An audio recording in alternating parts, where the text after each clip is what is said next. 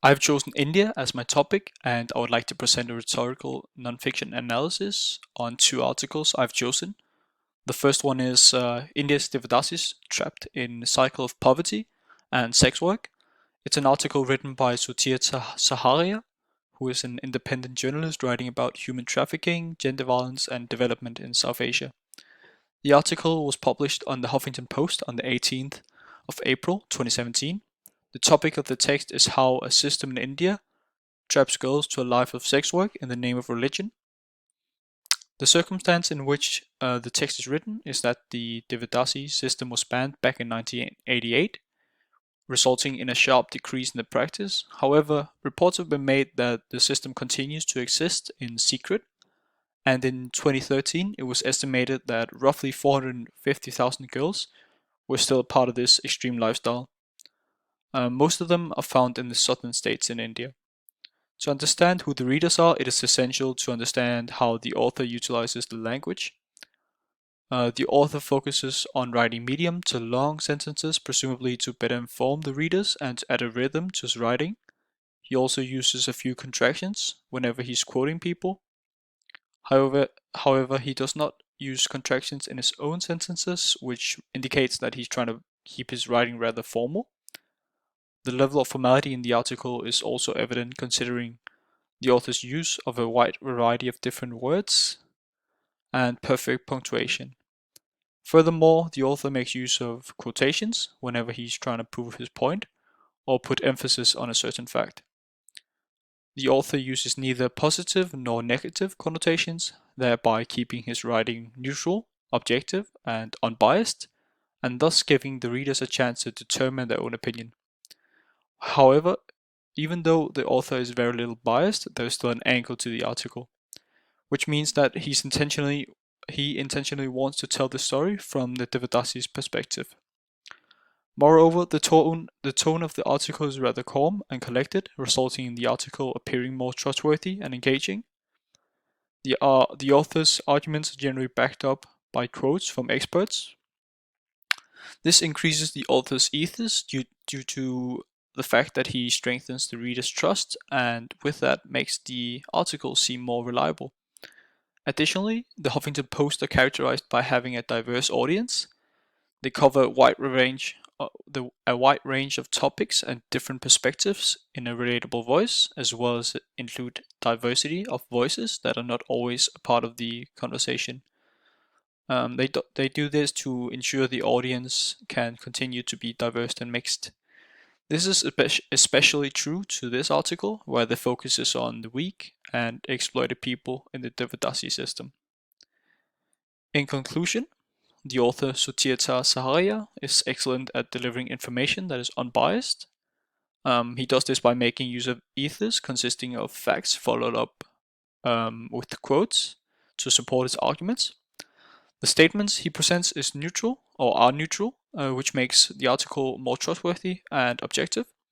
When looking at his linguistic features, it's easy to realize that he contains himself from using bias, such as connotations, to make the article and his writing more accessible for everyone and thereby upholding the diversity criteria that the Huffington Post has set. On to the next one. The second text I've chosen to analyze is a news article written by Shamil Shams, who is an editor/reporter at the Deutsche Welle in Bonn, Germany. The title of the article is India Rape Victims Set on Fire on her way to case hearing.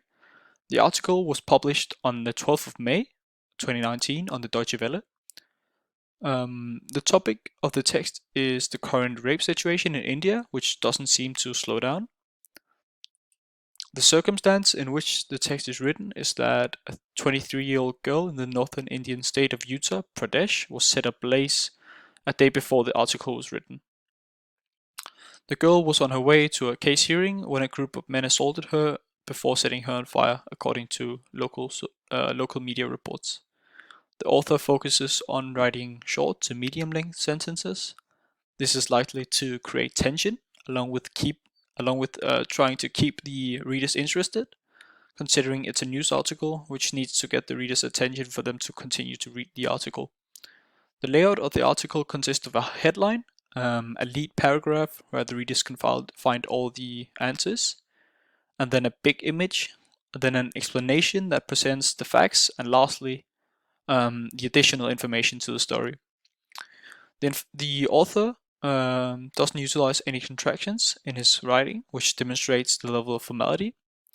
Good punctuation and a large vocabulary also contribute to the formality of the article. Similar to the other article, this one also makes use of ethos on multiple occasions to make the news articles seem more reliable. The author uses quotes from experts to achieve this, namely experts such as the policemen, researchers, and Indian parliament members. Additionally, the Deutsche Welle is characterized by having a broad audience living all across the globe, which means that the articles need to be more neutral and unbiased for it to be able to reach out to the Deutsche Welle's audience. To summarize, the author Shamil Shams does his job very well, as his writing style portrays. He keeps his writing unbiased and thereby giving the readers the opportunity to have their own opinion and not have their opinion influenced by someone else. Additionally, he does a great job at keeping the article interesting due to the short sentences and the layout of the article. Lastly, both articles look at the current situation in India, which is greatly impacted by the caste system. The article especially focuses on the poor and powerless who don't receive justice and fairness.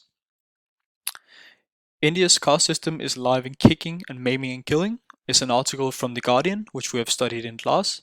It touches on the lower caste member situation and how many caste crimes go unpunished. Furthermore, it is an article that is the complete opposite of the two articles I've analyzed earlier. The article is consciously biased and uses linguistic features such as connotations to make it clear what side of the author has chosen to support. This results in a more subjective and less trustworthy article. The articles I've chosen also points out how women in India are heavily affected by the culture, a culture that looks down upon women and ignores rape on lower caste women. The articles also remind me of a Daily O article that we have studied in class. The article is about the rape culture in India and how it continues to exist and be a central part of the country's culture.